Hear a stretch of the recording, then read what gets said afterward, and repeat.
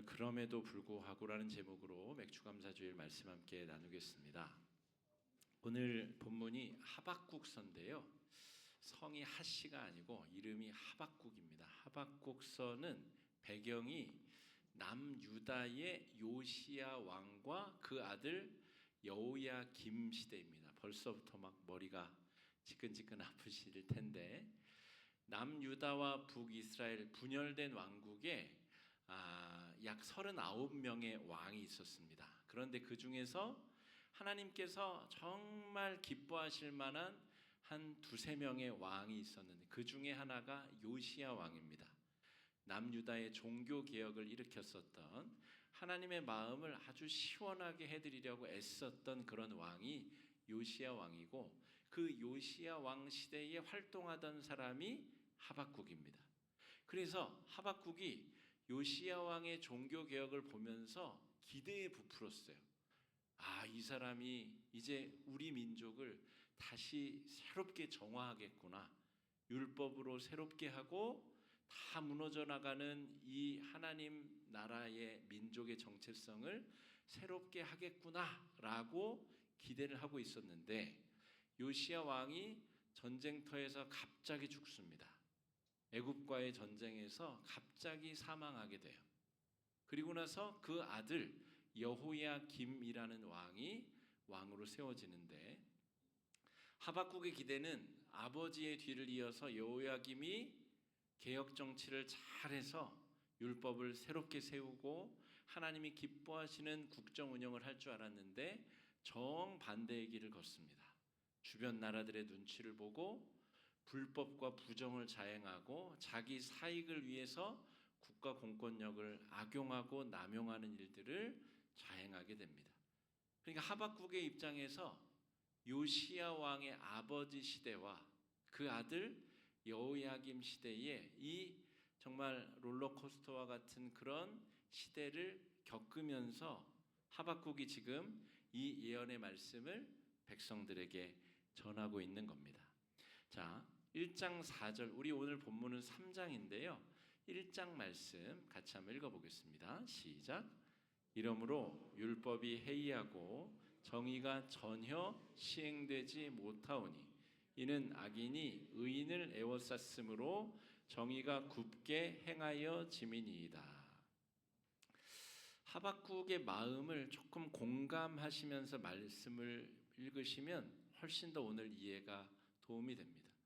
선대 요시야 왕 때에 그 쓰러져 나가던 나라를 이제 개혁하고 종교 개혁을 일으켰었는데, 그 소망이 부지불식간에 전쟁터에서 갑자기 불씨가 꺼지고, 여호야김 시대에는 율법이 해이해지고 정의가 전혀 시행되지 못하였다. 어느 정도였으면 예언자가 전혀 시행되지 못하였다라는 표현을 썼을까? 한번 공감해 보시면 좋을 것 같습니다.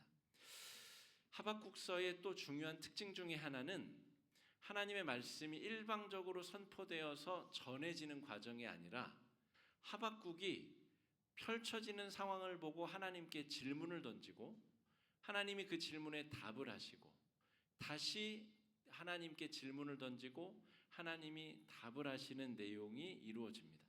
우리가 수요일 날 평신도 신학 강좌에서 기도에 대해서 공부하는 내용이 정확하게 이 하박국서 말씀과 일치합니다. 우리 안에 내주하시는 성령께 질문을 던지고 그분의 세미한 음성에 우리가 귀를 기울이는 것, 이것이 기도의 본질이자 신앙생활의 본질인데, 하박국서가 정확하게 하나님께 질문을 던지고 있고 하나님이 그 질문에 답을 하고 계십니다.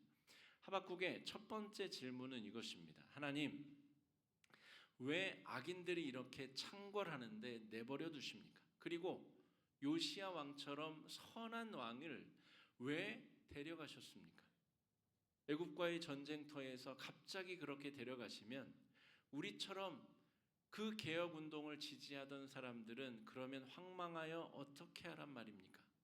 하나님, 왜 잘 개혁하던 요시야 왕은 데려가시고 못된 엘리야김, 여호야김이 그 뒤를 잇게 하셔서 하나님 그들의 악행을 왜 벌하지 않으십니까?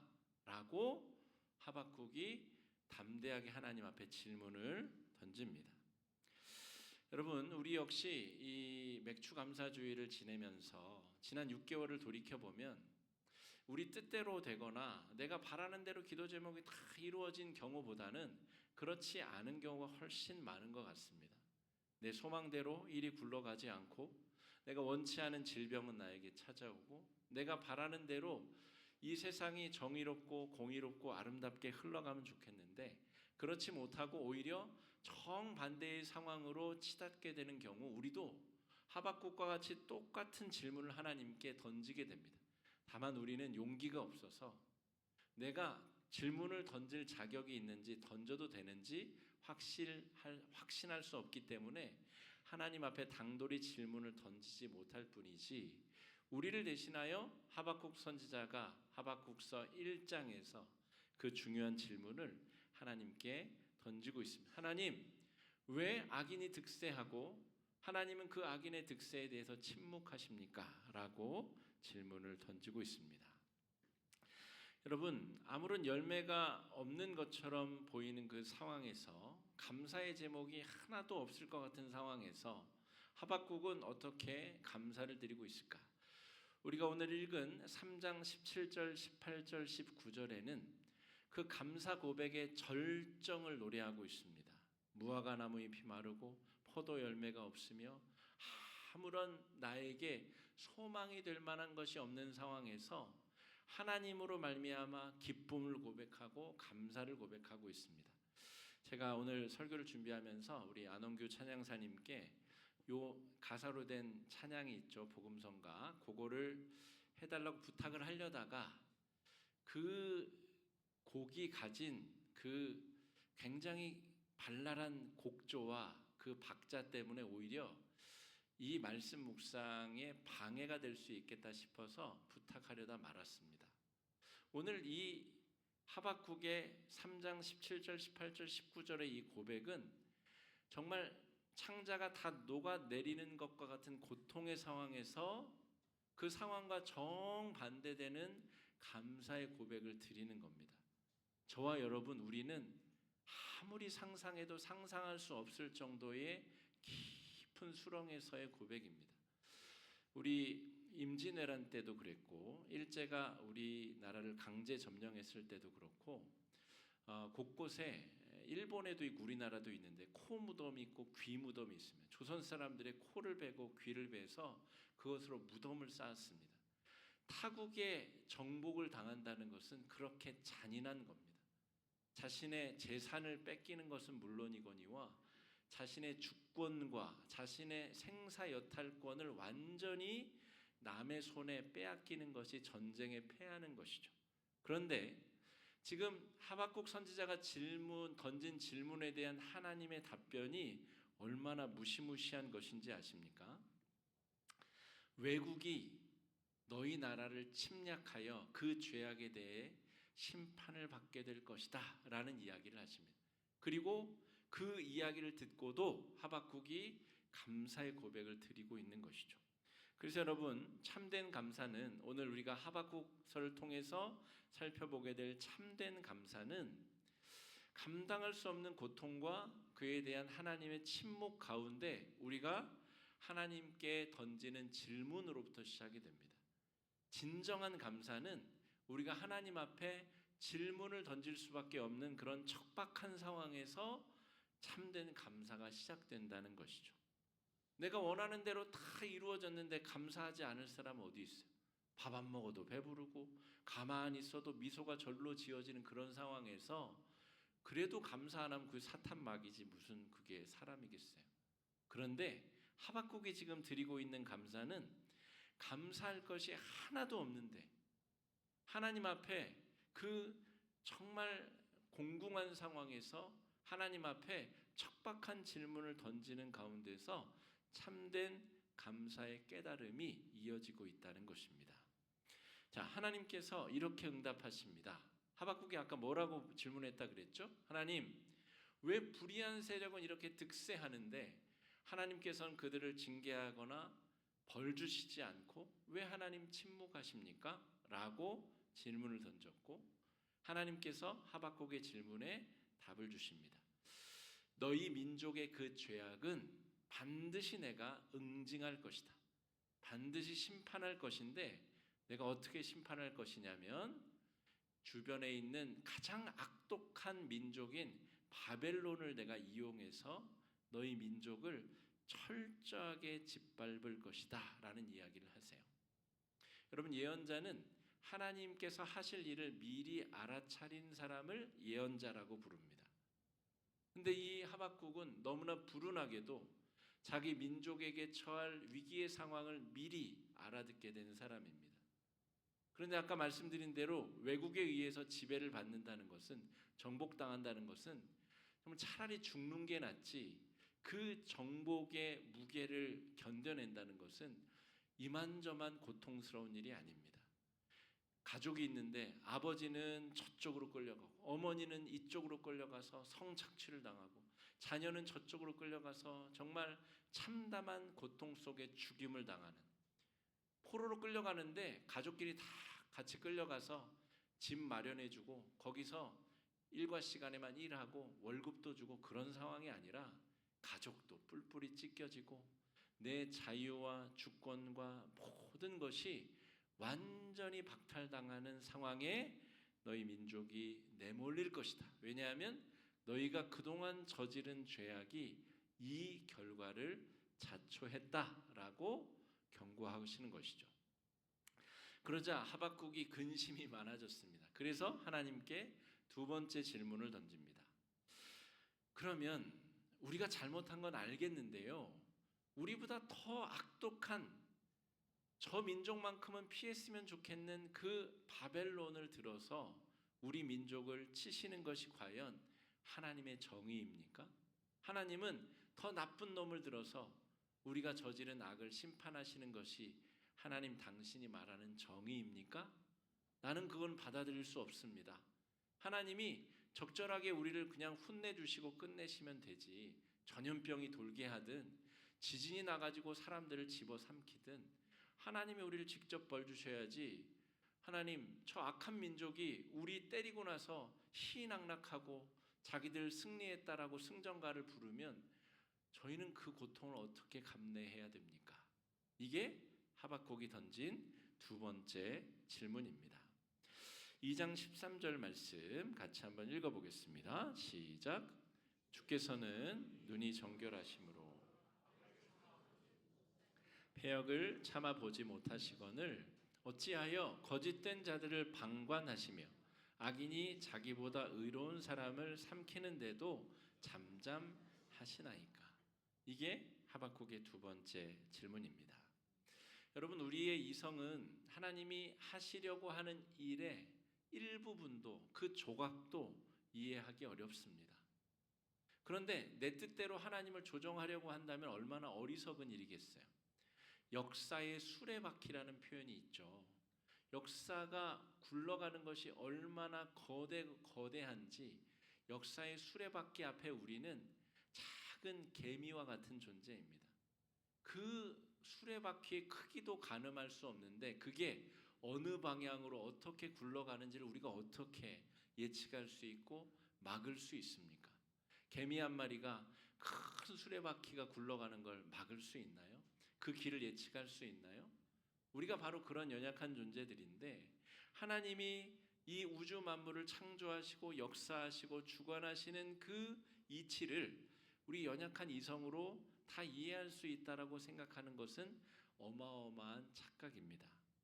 또 내가 원하는 해결법을 주시지 않는다고 해서 하나님을 미워하고 원망하고 하나님께서 존재하지 않는다라고 부정하거나 하나님의 거룩하심을 부정할 수도 없다라는 거죠. 이것이 지금 하박국이 갇혀 있는 딜레마입니다.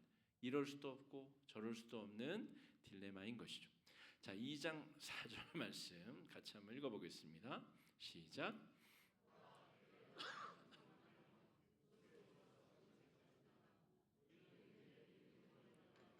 살리라. 아멘. 지금 이 문제를 초래한 악인들은 교만하여 그 속에서 정직하지 못하나 의인은 그의 믿음으로 말미암아 살리라.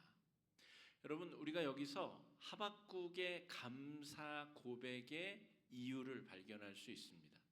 하박국이 그 이야기를 다 듣고도 자기가 원하는 식의 결말이 이루어지지 않을 것을 알고도 자기 민족이 외세에 의해서 철저히 짓밟혀서 무화과 나무가 마르고 포도의 열매가 없고 밭에 소출이 없고 외양간에 소가 없고 양이 없더라도 이 나라는 이제 농사를 지을 만한 그런 여력이 없는 나라임에도 불구하고 농사는 무슨 지금 끌려가 가지고 다른 민족의 수백 킬로를 끌려가서 노예 생활을 해야 될 그런 상황에 있는 민족이 어떻게 감사를 할 수가 있겠습니까? 그런데 하박국이 드리는 감사는 앞으로 벌어질 일에 내가 소출이 없고 소득이 없는 것 때문에 감사하지 못하는 것이 아니라 하나님이 어떤 분이신가에 대한 신뢰를 가지고 드리는 감사라는 거죠. 하나님이 어떤 분이신가? 내가 지금껏 공부하고 깨닫고 신앙생활을 통해서 경험하고 만난 하나님의 속성, 하나님이 이 우주를 왜 지으셨는가? 우리를 위해서 인간이 되시면서까지 십자가에 달리시면서까지 우리를 사랑해 주신 삼위일체 하나님의 그 온전하시고 굳건하신 신실함을 신뢰하는 것, 이것이 하박국이 감사의 고백을 드릴 수 있는 유일한 근거입니다. 농사가 잘 돼서 감사하는 것은 아무나 할 수 있지만 하박국처럼 존재의 뿌리를 하나님께 깊이 내리고 드리는 감사는 아무나 할 수 있는 것이 아닙니다. 하박국은 역사의 거대한 수레바퀴를 움직이시는 하나님의 그 전능함을 고백하고 있습니다.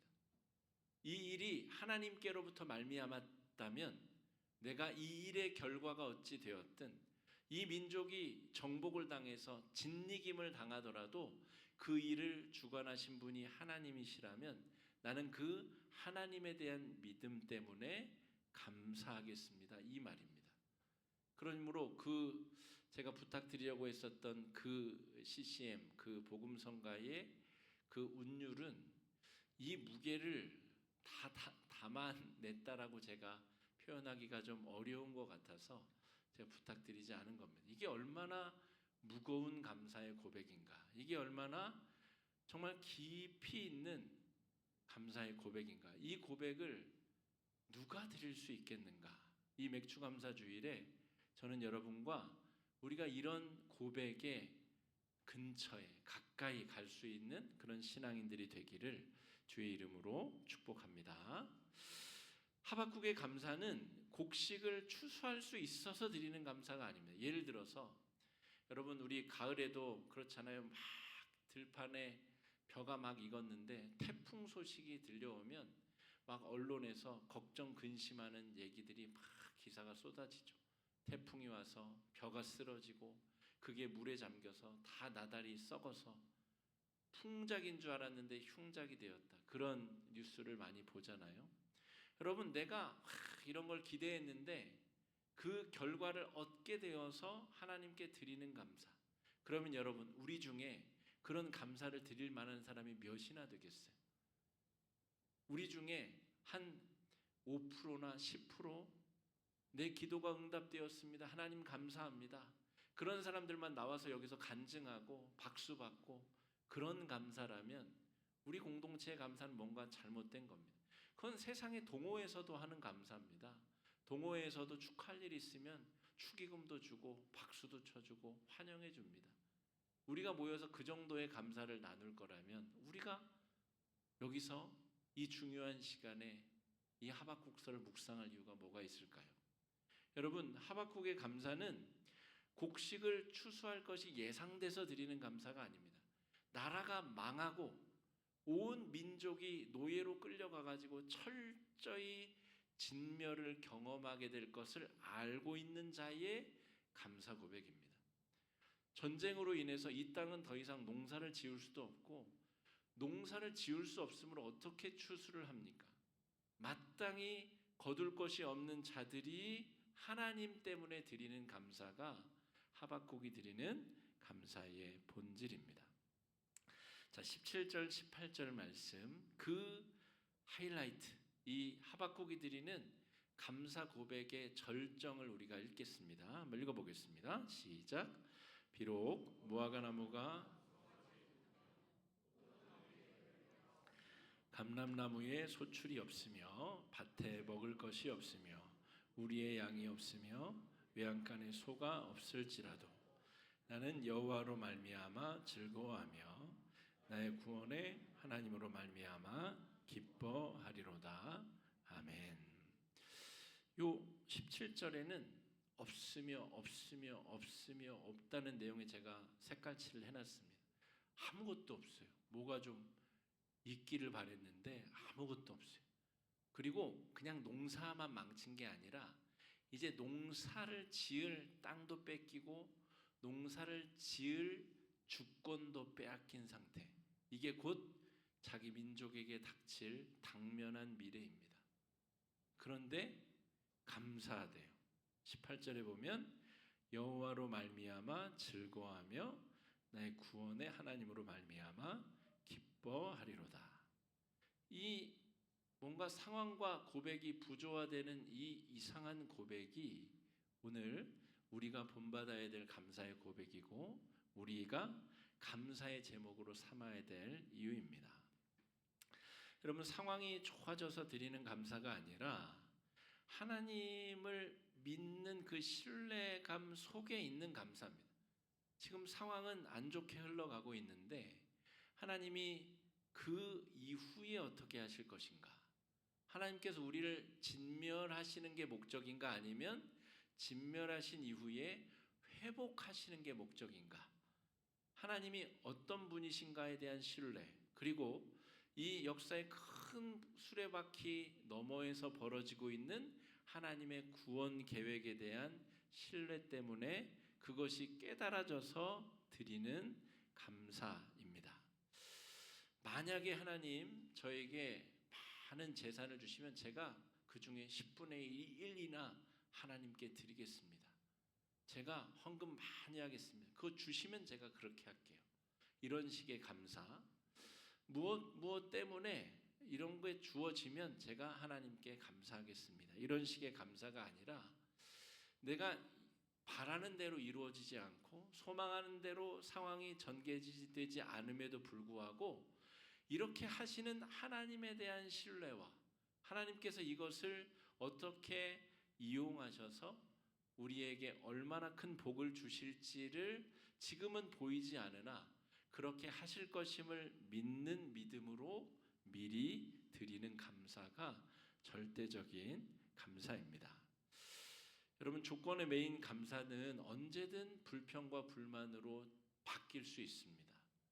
여러분, 처음에는 아무것도 없다가 뭔가가 생기면 진짜 감사하잖아요. 그런데 조금만 시간이 지나면 다른 사람이 가진 것 때문에 내가 가진 것이 굉장히 불만으로 변하고 가지고 있게 된 것이 오히려 부담스러움과 거치장스러움으로 바뀝니다.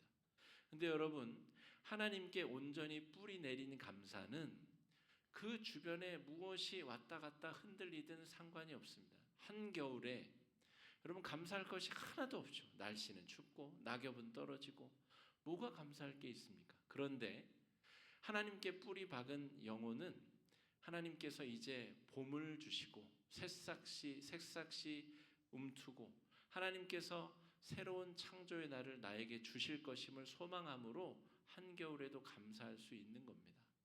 여러분, 한여름에 그 뙤약볕 아래서 나무가 감사할 게 뭐가 있겠어요? 그런데 시간이 지나면 하나님이 보내주신 햇살과 비로 나에게 아름다운 열매를 연글게 하시겠지라는 소망을 가지고 그 더운 여름을 견뎌내는 겁니다. 그 열매를 맺었더니 사람들이 다 따가고 낙엽은 떨어지고 이내 겨울은 찾아오고 여러분, 그 상황에 계속 주목하게 되면 우리는 감사할 거리보다는 원망과 불편과 한탄거리를 쏟아낼 수밖에 없습니다. 그게 바로 우리의 실존입니다. 그런데 하나님께 깊은 뿌리를 내린 사람, 하박국과 같은 사람, 이러한 사람의 고백은 남다른 데가 있습니다. 지금 내 상황에 벌어지고 있는 현상이 아니라 내 내면 깊이 자리 잡고 계신 성령의 세미한 음성에 내 영의 귀가 열려 있고 성령께서 나를 통해 우리를 통해 하실 일에 기대감과 소망이 부풀어 있는 사람에게는 상황과 상관없는 감사의 고백이 울려 퍼지게 됩니다. 여러분 지난 반년 동안 어떻게 사셨습니까? 여러분 기도한 대로 다 되셨나요? 그러면 더더군다나 감사를 해야 될 일이고 내 주변에 그렇지 못한 사람들을 위해서 나의 기쁜 마음을 조금 누그러뜨리고 숨길 필요도 있습니다. 다 나 같으면 좋겠으나 나의 자랑이 오히려 그 옆에 있는 신앙의 동료의 가슴을 후벼 팔 수가 있기 때문이죠.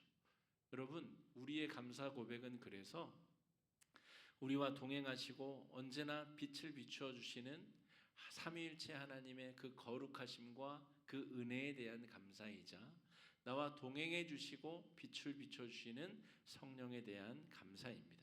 19절 말씀 읽어보겠습니다. 시작. 주 여호와는 나의 힘이시라. 나의 발을 높은 곳으로 다니게 하시리로다. 이 고백이 하박국의 이 마지막 고백입니다. 주 여호와는 나의 힘이시라. 사슴이 높은 곳에 올라갈 수 있습니다. 가끔 보면 양이나 염소나 사슴이 그 발의 특별한 구조 때문에 기암 궤석에 올라가 있는 것, 높은 곳에 올라가 있는 것을 우리가 보게 됩니다.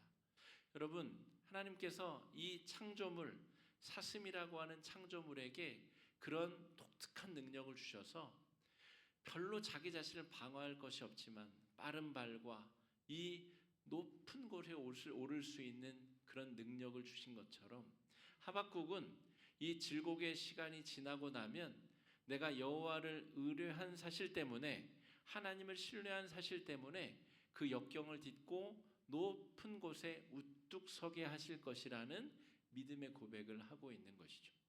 이 고백 때문에 하박국은 감사하고 있는 겁니다. 앞으로 펼쳐질 일이 아니라 하나님께서 이 과정을 통해 우리 민족을 어떻게 회복시킬 것인가 그 이미지를 비전으로 보고 감사의 고백을 하고 있습니다. 여러분 그럼에도 불구하고 감사하고 찬송하고 믿음으로 나아가며 남은 우리 2026년 하반기를 믿음으로 승리할 수 있는 여러분 되시길 주의 이름으로 축복합니다. 이 시간에 말씀 의지해서 함께 기도하겠습니다. 기도하실 때 주님 내가 원하는 대로 상황이 전개되지 않고 내 손에 아무것도 남아있지 않음에도 불구하고 하박국처럼 감사하기 원합니다. 여호와는 나의 힘이심으로 주께서 나를 높은 곳에 오르게 하시리라 믿습니다. 그 믿음의 고백을 가지고 함께 기도하며 나아가겠습니다. 기도하겠습니다.